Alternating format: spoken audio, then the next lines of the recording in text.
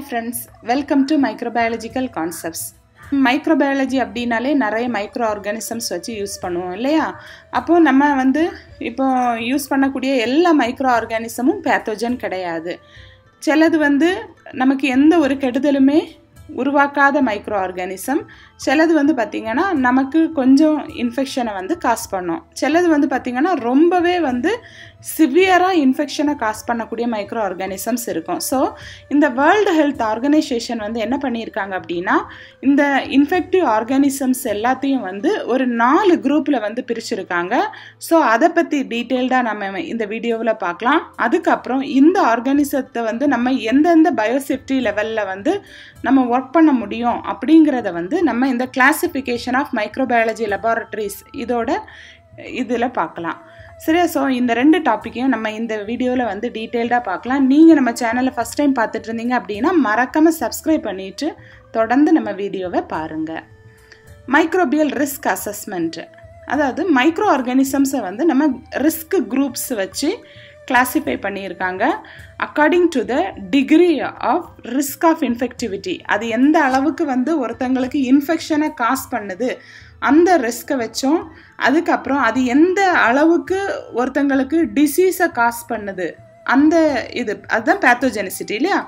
So அது வச்சு அந்த ஆர்கானிசத்தை நமக்கு உடம்புல ஒரு இன்ஃபெக்ஷன் வந்ததுன்னா அதை வராமல் தடுக்கிறதுக்கு என்னென்ன ப்ரிவென்டிவ் மெஷர்ஸ் இருக்குது, வந்ததுன்னா அதோட ட்ரீட்மெண்ட்டுக்கு மெடிசின்ஸ் இருக்கா இல்லையா, அதே நேரம் அது நம்ம சுற்றுச்சூழலை எந்த அளவுக்கு பாதிக்கும், இதையெல்லாம் வச்சு தான் WHO, அதாவது வேர்ல்டு ஹெல்த் ஆர்கனைசேஷன் இன்ஃபெக்டிவ் ஆர்கானிசம்ஸை 4 ரிஸ்க் குரூப்பாக பிரிச்சிருக்காங்க. ஒன்று risk group 1, risk group 2, risk group 3 and risk group 4. இப்போ ஒவ்வொரு குரூப்லேயும் என்னென்ன ஆர்கானிசம்ஸ் இருக்குது அப்படிங்கிறத நம்ம டீட்டெயில்டாக பார்க்கலாம். ரிஸ்க் குரூப் 1 அப்படின்னா என்னென்னா low individual and community risk. இது நமக்கு எந்த ஒரு கெடுதலையும் விளைவிக்காத ஆர்கானிசம்ஸ் எல்லாம் இந்த ரிஸ்க் குரூப் 1ல இருக்கும். The organisms in this group present a low risk to the individual laboratory worker. அந்த ஆர்கானிசமில் ஒர்க் பண்ணக்கூடிய அந்த லேபில் நம்ம ஒர்க் பண்ணக்கூடிய அந்த ஸ்டாஃபுக்கு எந்த ஒரு பாதிப்பும் அது ஏற்படுத்தாது. அதே நேரம் வேறு மெம்பர்ஸ், நம்ம சமுதாயத்தில் இருக்கக்கூடிய வேறு மக்களுக்கும் இதனால எந்த ஒரு பாதிப்பும் இருக்காது. அதே மாதிரி இது மனுஷங்களுக்கோ அல்லது அனிமல்ஸுக்கோ எந்த ஒரு டிசீஸையும் காஸ் பண்ணாது. எக்ஸாம்பிள்னு பார்த்தோம்னா ஃபுட் ஸ்பாயிலேஜை காஸ் பண்ணக்கூடிய பாக்டீரியா, மோல்டு, அப்புறம் ஈஸ்ட், இது எல்லாமே இந்த ரிஸ்க் குரூப் 1ல் கிளாஸிஃபை பண்ணியிருக்காங்க. இனி ரிஸ்க் குரூப் 2ன்னு சொல்லி பார்த்தோம்னா மாடரேட் இண்டிவிஜுவல் ரிஸ்க்கு. இப்போ நமக்கு கொஞ்சம் ஒரு மாடரேட் ரிஸ்க் காஸ் பண்ணோம். ஆனால் கம்யூனிட்டிக்கு அந்த நோய் பரவி கம்யூனிட்டிக்கு போய் டிசீஸ் காஸ் பண்ணுமான்னு பார்த்தா இல்லை. These organisms offers a moderate risk to the laboratory worker. இந்த ஆர்கானிசமில் ஒர்க் பண்ணுற லேப் ஒர்க்கருக்கு ஒரு மாடரேட்டான ரிஸ்க்கு காஸ் பண்ணோம். அதே நேரம் இந்த ஆர்கானிசம் வெளியே கம்யூனிட்டியில் போனால் கூட அவங்களுக்கு மெம்பர்ஸ்க்கு லிமிட்டட் ரிஸ்க் தான், ரொம்ப பெருசாக ஒன்றும் பாதிப்பை ஏற்படுத்தாது. They can cause serious human disease. இது சீரியஸான ஹியூமன் டிசீஸை காஸ் பண்ணோம். மனுஷங்களுக்கு இன்ஃபெக்ஷன் காஸ் பண்ணோம். ஆனால் அது ஒரு பெரிய சீரியஸான ஹசார்டு கிடையாது. இந்த கொரோனா வைரஸ் மாதிரி ஒரு பெரிய பாதிப்பை ஏற்படுத்தவும் படுத்தாது. Effective preventive measures and treatment are available. இந்த ஆர்கானிசம் இன்கேஸ் ஒருத்தங்களை இன்ஃபெக்ட் பண்ணால் கூட அது வராமல் தடுக்கிறதுக்கும் ப்ரிவென்டிவ் மெத்தட்ஸ் இருக்குது. அதே நேரம் இப்போ அவங்களுக்கு இன்ஃபெக்ட் ஆச்சுன்னா ட்ரீட்மெண்ட் கொடுக்கறதுக்கும் மெடிசின் இருக்குது. அதே நேரம் இந்த ஆர்கானிசம் இன்கேஸ் வெளியே அந்த லேபை விட்டு வெளியே வந்தால் கூட அந்த மக்கள் மத்தியில் இந்த பரவக்கூடிய அந்த பரவுதல் அந்த தன்மை கம்மியாக தான் இருக்குது. ஸோ இது பரவாது, ஒருத்தங்கள்ட்ட இன்னொருத்தங்கள்ட்ட பரவாத ஆர்கானிசம்ஸு. ஸோ யாருக்கும் நோய் பரவாது இல்லையா? என்னென்ன ஆர்கானிசம்ஸ் இந்த குரூப்பில் இருக்குதுன்னு சொல்லி பார்த்தோன்னா ஸ்டெஃபேலோகாக்கை, ஸ்ட்ரெப்டோகாக்கை, என்டிரோபாக்டீரியா. இந்த என்டிரோபாக்டீரியாவில் சால்மோனெல்லா டைஃபி வராது இல்லையா? இது டைஃபாய்டை காஸ் பண்ணக்கூடியது. அப்புறம் Clostridia, Vibrio, adeno virus, polio virus, Coxsackie virus, hepatitis virus, blastomycosis, Toxoplasma and Leishmania, இது எல்லாத்தையும் ரிஸ்க் குரூப் 2ல் கொண்டு வந்திருக்காங்க. அப்புறம் ரிஸ்க் குரூப் 3ல வந்து பார்த்திங்கன்னா ஹை இண்டிவிஜுவல் ரிஸ்க்கு, தனி மனிதனுக்கு வந்து ரொம்பவே ரிஸ்காக இருக்குது. அதே நேரம் கம்யூனிட்டி சமுதாயத்தில் உள்ளவங்களுக்கு அந்த அளவுக்கு பெருசாக பாதிப்பு ஏற்படுத்தாது. This group contains organisms that present A high risk to the laboratory worker. இதை வந்து லேபில் வச்சு ஒர்க் பண்ணுறாங்க இல்லையா, அவங்களுக்கு வந்து நல்ல ரிஸ்க்கு இருக்குது, அவங்களுக்கு இன்ஃபெக்ஷன் எல்லாம் நல்லாவே வரும். ஆனால் இது வந்து கம்யூனிட்டியில் வந்து போய் ஸ்ப்ரெட் ஆகாது. அதனால இது லோ ரிஸ்க் தான் கம்யூனிட்டிக்கு. இன்கேஸ் அது வந்து லெபார்டரியை விட்டு எஸ்கேப் ஆகி போனால் கூட யாரையும் அதிகமாக பாதிக்காது. They do not ordinarily spread rapidly from one individual to another. ஒருத்தங்கள்ட்டேருந்து இன்னொருத்தங்களுக்கு அந்த அளவுக்கு அது ஃபாஸ்ட்டாக யாருக்கும் ஸ்ப்ரெட் ஆகி போகவும் போகாது. அதே நேரம் இதுக்கு தடுப்பூசிகள் இருக்குது, வேக்சின்ஸ் இருக்குது, எஃபெக்டிவான வேக்சின்ஸ் இருக்குது, ட்ரீட்மெண்ட்டுக்குள்ள இது மெடிசின்ஸ் இருக்குது. இந்த ரிஸ்க் குரூப்பு 3ல இருக்கக்கூடிய கிட்டத்தட்ட எல்லா பேத்தோஜன்ஸுக்கும் ட்ரீட்மெண்ட் வந்ததுன்னா அதுக்கு ட்ரீட்மெண்ட் கொடுத்து க்யூர் பண்ணிக்கலாம். இந்த எக்ஸாம்பிள்னு பார்த்தோன்னா Brucella, Mycobacterium tuberculosis, Salmonella typhi, Francisella, Pasteurella pestis, அப்புறம் மெனி ஆர்போ வைரஸஸ், அப்புறம் எல்சிஎம் வைரஸஸ், அப்புறம் வந்து ரிக்கெட்சியே, கிளமிடியா, காக்கிடியாய்டிஸ், அப்புறம் வந்து Histoplasma, human immunodeficiency virus HIV. இது எல்லாத்தையும் வந்து ரிஸ்க் குரூப் 3ல வந்து பிரிச்சிருக்காங்க. இனி ரிஸ்க் குரூப் 4ல பார்த்தோன்னா அது வந்து லெபார்டரி ஒர்க்கருக்கும் வந்து ஹை ரிஸ்க்கு வந்து காஸ் பண்ணும், அதே நேரம் கம்யூனிட்டிக்கும் ஹை ரிஸ்க்கு காஸ் பண்ணும்.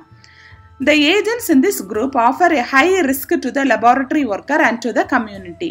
கம்யூனிட்டியில் உள்ளவங்களுக்கும் அது வந்து ஹை ரிஸ்க் தான் காஸ் பண்ணும். ஏன்னா இந்த டிசீஸ் வந்து இந்த இன்ஃபெக்ஷன் வந்து ஒருத்தங்களுக்கு வந்ததுன்னா இந்த டிசீஸ் வந்து ஒரு இண்டிவிஜுவல்கிட்டருந்து இன்னொருத்தங்களுக்கு வந்து ஃபாஸ்ட்டாகவே ஸ்ப்ரெட் ஆகிரும், லைக் இந்த கொரோனா வைரஸ் மாதிரி. Effective treatment and preventive measures are not usually available. இந்த நோயை வந்ததுன்னா அதை கண்ட்ரோல் பண்ணக்கூடிய ட்ரீட்மெண்ட்டுக்கு உள்ள மெடிசின்ஸும் இல்லை, அதை வராமல் தடுக்கக்கூடிய மெஷர்ஸும் வந்து இல்லை. ரிஸ்க் குரூப் 4ல வந்து என்னென்ன ஆர்கானிசம்ஸ் இருக்குது அப்படின்னு சொல்லி பார்த்தோன்னா ஹெமராஜிக் ஃபீவர்ஸ் காஸ் பண்ணக்கூடிய வைரஸில் வந்து பார்த்திங்கன்னா மார்பக் இருக்குது, லாசா இருக்குது, எபோலா இருக்குது, எக்யூன் இருக்குது. ஹெமராஜிக் ஃபீவர் அப்படின்னா என்னது? ப்ளீடிங் தானே. இது வந்து ஒருத்தங்களுக்கு வந்தது அப்படின்னா என்ன ஆகும்னா இது வந்து குரூப் ஆஃப் டிசீசஸ். ஒரு டிசீஸ் மட்டும் வராத, ஒரு குரூப்பே சேர்ந்து வந்து நிறைய மல்டிபிள் ஆர்கனை வந்து அஃபெக்ட் பண்ணும். அப்படி அஃபெக்ட் பண்ணும் ப்ளீடிங் வரும். இதுதான் வந்து ஹெமராஜிக் ஃபீவர்ஸ் அப்படின்னு சொல்கிறாங்க. இது வந்து வந்துருச்சுன்னா மல்டிபிள் ஆர்கன் ஃபெயிலியர்னாலேயே அவங்க வந்து இறந்து போயிடுவாங்க இல்லையா. ஸோ இந்த வைரஸ் எல்லாமே வந்து ஒரு ஹை ரிஸ்கான வைரஸ். இன்னும் பார்த்தீங்கன்னா என்செஃபாலிட்டிஸ் வைரஸ் இருக்குது, சார்ஸ் இருக்குது, இன்னும் சர்டன் அர்போ வைரஸ் இருக்குது. இது எல்லாமே வந்து ரிஸ்க் குரூப் 4ல இருக்குது. இதுதான் வந்து ஒரு நம்ம ஷார்ட்டாக வந்து பார்க்க போகிறோம். இன்ஃபெக்டிவ் மைக்ரோ ஆர்கானிசம்ஸை 4 குரூப்ஸாக வந்து பிரிச்சுருக்காங்க. ஃபஸ்ட்டு ரிஸ்க் குரூப்பில் வந்து பார்த்திங்கன்னா no or low individual and community risk, யாருக்கும் எந்த பாதிப்பும் ஏற்படுத்தாது. ரிஸ்க் குரூப் 2ல பார்த்திங்கன்னா அந்த ஒர்க்கருக்கு, லெபார்டரி ஒர்க்கருக்கு மாட்ரேட் ரிஸ்க்கு வந்து காஸ் பண்ணும், ஆனால் கம்யூனிட்டிக்கு எந்த ஒரு ரிஸ்க்கும் காஸ் பண்ணாது. ரிஸ்க் குரூப் 3ன்னு பார்த்தோன்னா அந்த லேப் ஒர்க்கருக்கு ஹை ரிஸ்க்கு வந்து காஸ் பண்ணும், ஆனால் கம்யூனிட்டி பார்த்தோன்னா லோ ரிஸ்க்கு தான் காஸ் பண்ணும். ரிஸ்க் குரூப் பார்த்தீங்கன்னா ரிஸ்க் குரூப் 4ன்னு பார்த்தீங்கன்னா high individual and community risk. எல்லாரையும், இண்டிவிஜுவல் லேப் ஒர்க்கரையும் வந்து ரொம்ப பாதிக்கும், கம்யூனிட்டினாலும் ஸ்ப்ரெட் ஆகி நிறைய பேரை பாதிக்கும். இப்போ இது வரைக்கும் நம்ம இன்ஃபெக்டிவ் மைக்ரோ ஆர்கானிசம்ஸில் இருக்கக்கூடிய அந்த 4 ரிஸ்க் குரூப்பில் என்னென்ன ஆர்கானிசம்ஸ் வருது அப்படிங்கிறத நம்ம டீட்டெயில்டாக பார்த்தோம். இப்போ நம்ம வந்து மைக்ரோபயாலஜி லெபார்டரிஸை வந்து எப்படி கிளாஸிஃபை பண்ணியிருக்காங்க அப்படிங்கிறத நம்ம பார்க்கலாம். இது வந்து 4 டைப்ஸாக வந்து கிளாஸிஃபை பண்ணியிருக்காங்க. Work with organisms in different risk groups require different conditions for containment and different equipment and procedures to conduct work safely. அதாவது இப்போ நம்ம 4 ரிஸ்க் குரூப் மைக்ரோ ஆர்கானிசம் பார்த்தோம் இல்லையா. அப்போ இந்த 4 குரூப்புக்கும் நமக்கு ஒவ்வொரு குரூப்பில் இருக்கக்கூடிய மைக்ரோ ஆர்கானிசத்துக்கு வந்து நம்ம பண்ணும்போது, அந்த ஒர்க் பண்ணும்போது அதுக்குன்னு சர்டன் கண்டிஷன்ஸ் வந்து தேவைப்படுது. ஒவ்வொரு ரிஸ்க் குரூப்பில் இருக்கிறதுக்கும் டிஃப்ரெண்ட் எக்யூப்மெண்ட் தேவைப்படுது, நிறைய வந்து அந்த சேஃப்டி மெஷர்ஸ் தேவைப்படுது. அப்போ தான் வந்து அதை நம்ம சேஃபாக வந்து கண்டக்ட் பண்ண முடியும். Assignment of an agent to a biosafety level for laboratory work must be based on the risk assessment. நம்ம ஏற்கனவே அது எந்த அளவுக்கு ரிஸ்க் பாதிப்பை ஏற்படுத்துதோ அதை வச்சு தான் அதை வந்து எந்த பயோசேஃப்டி லெவலில் வந்து நம்ம லேபில் ஒர்க் பண்ணலாம் அப்படிங்கிறத வந்து பிரிச்சுருக்காங்க.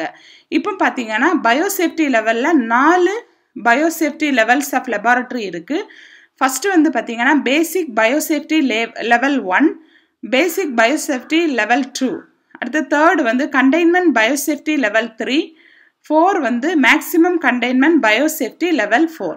இப்போ இந்த 4 லெபார்ட்டரிலையும் எந்தெந்த குரூப் மைக்ரோ ஆர்கானிசம் எந்தெந்த லெபார்ட்டரியில் நம்ம க்ரோ பண்ணலாம் ஒர்க் பண்ணலாம் அப்படிங்கிறத நம்ம டீட்டெயில்டாக பார்ப்போம். இப்போ வந்து பார்த்தீங்கன்னா ஃபஸ்ட்டு குரூப்பு பேசிக் பயோசேஃப்டி லெவல் 1. அந்த லெவல் 1 லேபில் என்ன பண்ணலாம் அப்படின்னு பார்க்கலாம். This is the simplest kind and is adequate for work with organisms in risk group 1. நம்ம பார்த்தோம் இல்லையா, ரிஸ்க் குரூப் 1ல இருக்கக்கூடிய மைக்ரோ ஆர்கானிசம் இண்டிவிஜுவல் லெபார்ட்டரி ஒர்க்கர்ஸுக்கும் எந்த பாதிப்பும் ஏற்படுத்தாது, அதே நேரம் கம்யூனிட்டிலையும் யாருக்கும் எந்த பாதிப்பையும் ஏற்படுத்தாது.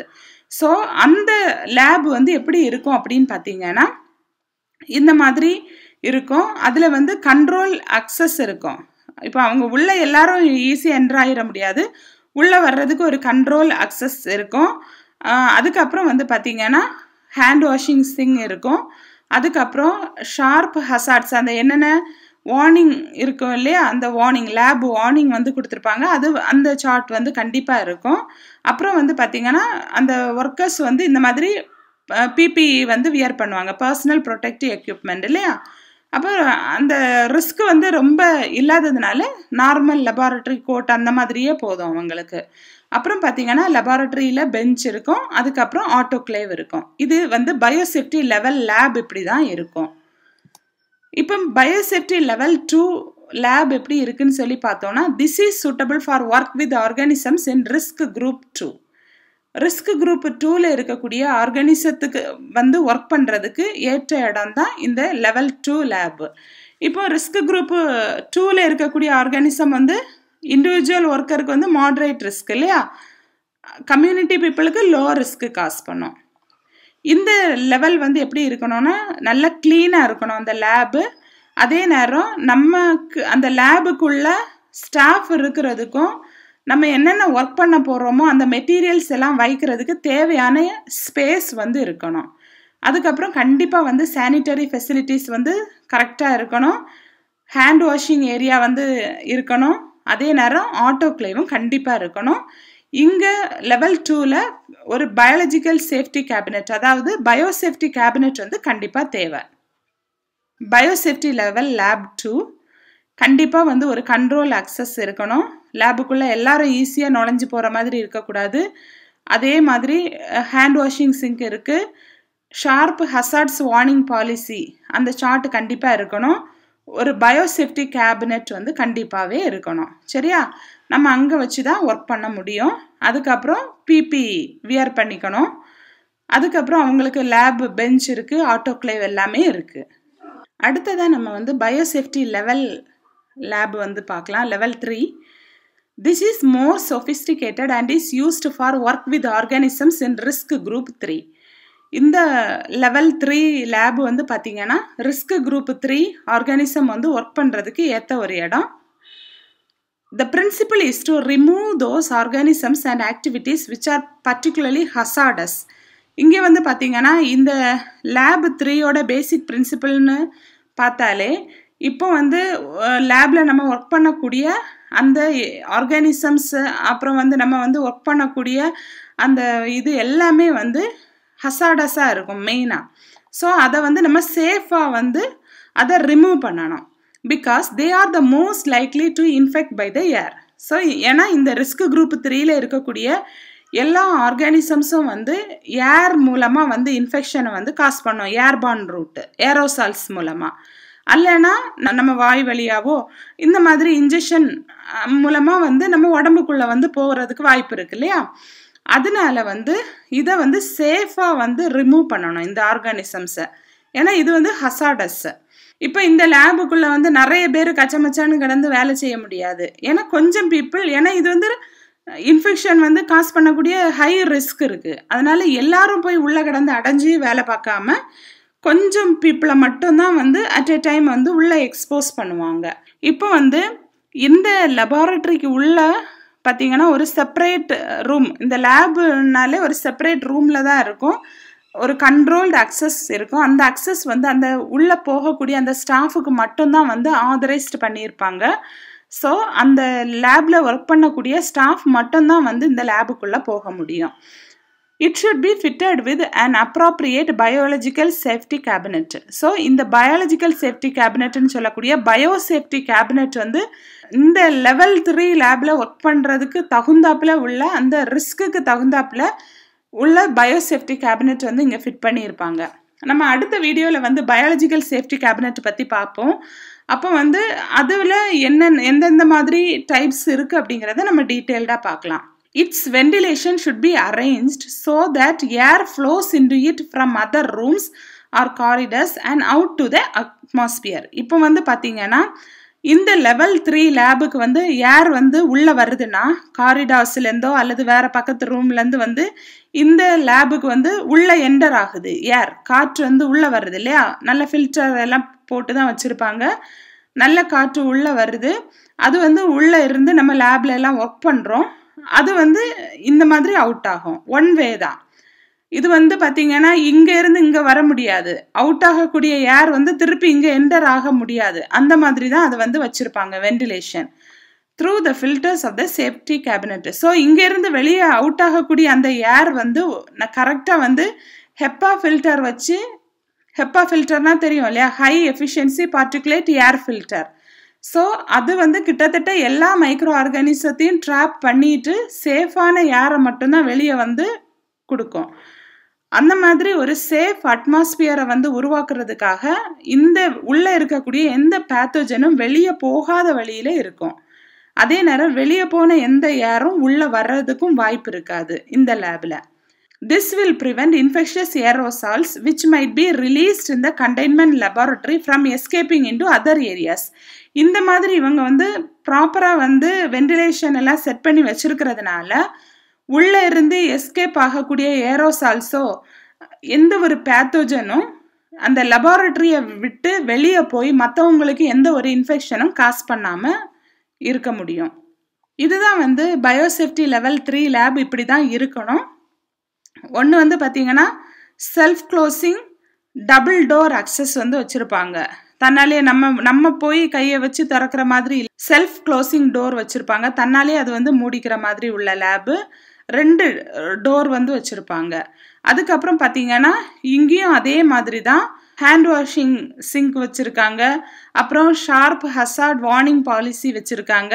நல்ல ப்ராப்பராக வந்து சீல் பண்ண இந்த இங்கேருந்து வாட்டர் எல்லாம் அவுட்லெட் ஆகி போகுது இல்லையா நம்ம ஹேண்ட் வாஷிங் ஏரியாவில் உள்ளது, அதெல்லாம் ப்ராப்பராக வந்து சீல் பண்ணி வச்சுருப்பாங்க. ஏன்னா அங்கேருந்து ஏர் அந்த வாட்டர் கூட இங்கே லீக் ஆகி திருப்பி அது வந்து ஒரு இன்ஃபெக்ஷனை காஸ் பண்ணக்கூடாது இல்லையா, அதனால அது சேஃபாக தான் இருக்கும்.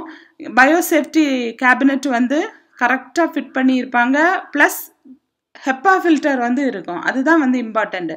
ஸோ இதிலிருந்து வெளியே போகக்கூடிய ஏர் வந்து பியூரிஃபை ஏராக தான் இருக்கும்.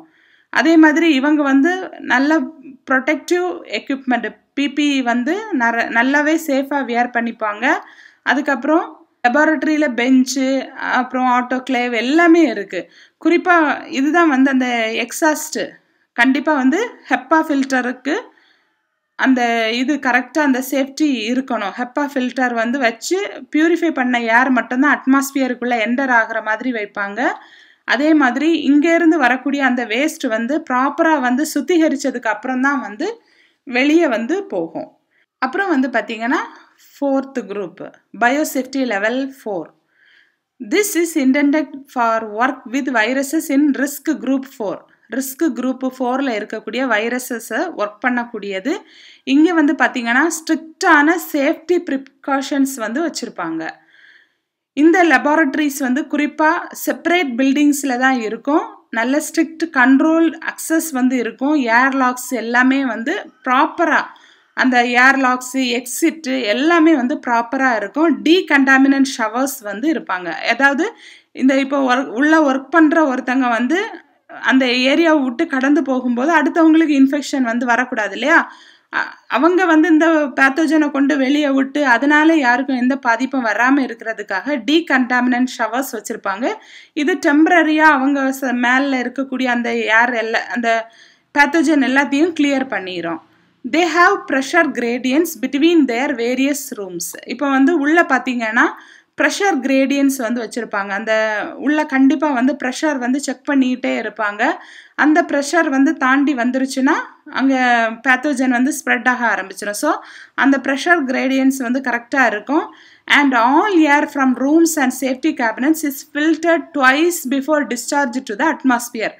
இப்போ நம்ம பயோசேஃப்டி கேபினெட்டில் ஒர்க் பண்ணுறோம். அதுலேருந்து வரக்கூடிய எக்ஸாஸ்ட் ஏரையும் ப்ளஸ் அந்த ரூம்லேருந்து நம்ம வரக்கூடிய அந்த ஏரும் எல்லாத்தையும் வந்து நல்ல 2 தடவை வந்து ஃபில்டர் பண்ணிட்டு அதுக்கப்புறம் தான் அட்மாஸ்பியரில் வந்து விடுவாங்க. அப்போ தான் வந்து அந்த பேத்தோஜன் வந்து இன்கேஸ் அந்த ஏர் வழியாக வந்தால் கூட அதை வந்து ஃபுல்லாக ட்ராப் பண்ணி கில் பண்ணிட்டு தான் பியூரிஃபை ஏர் மட்டும்தான் வெளியே போகும். இப்போ வந்து நான் ஏற்கனவே சொன்னேன்ல, நம்ம ஹேண்ட் வாஷிங் ஏரியாலேருந்து வரக்கூடிய வாட்டர்ஸ் எல்லாம் நம்ம இதெல்லாம் வாஷ் பண்ணக்கூடிய அந்த வாட்டர்ஸ் எல்லாமே வந்து நல்ல டீகண்டாமினேட் பண்ணிட்டு தான் அதை வந்து பப்ளிக் இதில் வந்து டிஸ்சார்ஜ் பண்ணுவாங்க. இங்கே இருக்கக்கூடிய ஸ்டாஃப்ஸ் வந்து நல்ல இதுக்குன்னே ட்ரைனிங் வந்து அவங்களுக்கு கொடுத்துருப்பாங்க. ப்ளஸ் அவங்க வந்து நல்ல பிபி வந்து வியர் பண்ணிட்டு தான் உள்ளே ஒர்க் பண்ணுவாங்க. ட்ரெயின்டு ஸ்டாஃப்ஸ் தான் உள்ளே ஒர்க் பண்ண முடியும். எல்லாரும் உள்ளே போய் ஒர்க் பண்ண முடியாது. இதுதான் biosafety level 4 cabinet. Self closing double door access இருக்குது.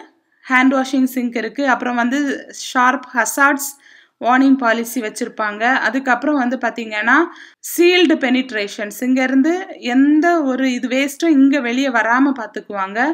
ப்ரெஷர் வந்து பாசிட்டிவ் ப்ரெஷர் வந்து உள்ள எப்போவுமே வந்து அவங்களுக்கு இவங்க வந்து நல்ல பிபி போட்டு நல்லா ஃபுல்லாக கவர் பண்ணிக்குவாங்க.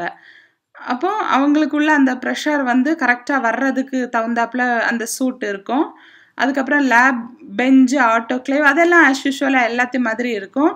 அப்புறம் வந்து பார்த்திங்கன்னா பர்சனல் ஷவர் அவுட் வந்து வச்சுருப்பாங்க. இவங்க வந்து இங்கே ஒர்க் பண்ணிட்டு இங்கே வெளியே போகிறதுக்கு முன்னாடி அவங்க உடம்புல இருக்கக்கூடிய அந்த பேத்தோஜன் எல்லாம் கில் பண்ணுறதுக்குன்னு சொல்லிட்டு சும்மா ஒரு டெம்பரரியாக ஒரு கிளீனிங் ஸ்பேஸ் வந்து இருக்கும். அதுக்கப்புறம் வந்து பார்த்திங்கன்னா அவங்க வந்து பர்சனல் ஷவர் அவுட் இந்த பிபிஇ இந்த மாதிரி சாதனங்களை எல்லாம் இங்கேயே கழட்டி போட்டுட்டு அவங்க க்ளீனாக வெளியே போகிற மாதிரி ஒரு அக்சஸ் வச்சுருப்பாங்க. HEPA ஃபில்டர்ஸ்லேருந்து வரக்கூடிய அந்த ஏரும் டபுள் ஃபில்ட்ரேஷன் பண்ணதுக்கப்புறம் தான் வெளியே போக முடியும். எஃப்ளூயண்ட்டும் அதே மாதிரி தான் டீகண்டாமினேட் பண்ணிட்டு தான் இந்த வேஸ்ட் மெட்டீரியல்ஸை வந்து அட்மாஸ்பியரில் இது பண்ணுவாங்க. நம்ம இந்த 4 பயோசேஃப்டி லெவல் லேப்லேயும் இந்த ஆரஞ்சு கலரில் பார்த்தது எல்லாமே நம்ம அந்த எக்யூப்மெண்ட்டு கண்டிப்பாக தேவையான எக்யூப்மெண்ட்டு லேபுக்குள்ளது. இந்த க்ரீன் கலரில் கொடுத்துருக்குற அந்த இது எல்லாமே பார்த்திங்கன்னா ரிஸ்க் பேஸ்ட் என்ஹான்ஸ்மெண்ட்டு. ஸோ அது வந்து கண்டிப்பாக ஏதோ ஒரு விதத்தில் வந்து மற்றவங்களுக்கு ரிஸ்க்காக அமையக்கூடியதெல்லாம் க்ரீன் கலரில் மென்ஷன் பண்ணியிருக்காங்க. சரியா? இது வந்து அந்த சிடிசி அவங்களோட அந்த இதுலேருந்து எடுத்த அந்த ரெஃபரன்ஸ் தான். ஸோ இந்த டாபிக் ரெஃபர் பண்ணுறதுக்காக நான் இந்த புக்கை வந்து நான் யூஸ் பண்ணியிருக்கேன். இந்த 2 டாப்பிக்லேயும் உங்களுக்கு ஏதாவது டவுட் இருந்ததுன்னா உங்கள் டவுட்ஸ் எல்லாத்தையும் கமெண்ட் செக்ஷனில் சொல்லுங்கள். நீங்கள் கேட்கக்கூடிய எல்லா டாபிக்ஸும் அடுத்தடுத்து வீடியோவாக போஸ்ட் ஆகும். இந்த வீடியோ உங்களுக்கு பிடிச்சிருந்துன்னா நீங்கள் உங்கள் ஃப்ரெண்ட்ஸோட ஷேர் பண்ணுங்கள். மறக்காமல் நம்ம சேனலையும் சப்ஸ்கிரைப் பண்ணுங்கள். Okay, thank you. If you like this video, please don't forget to subscribe, share, like and click the bell button. If you have any more doubts, you can write your doubts in the comment section below. Thank you.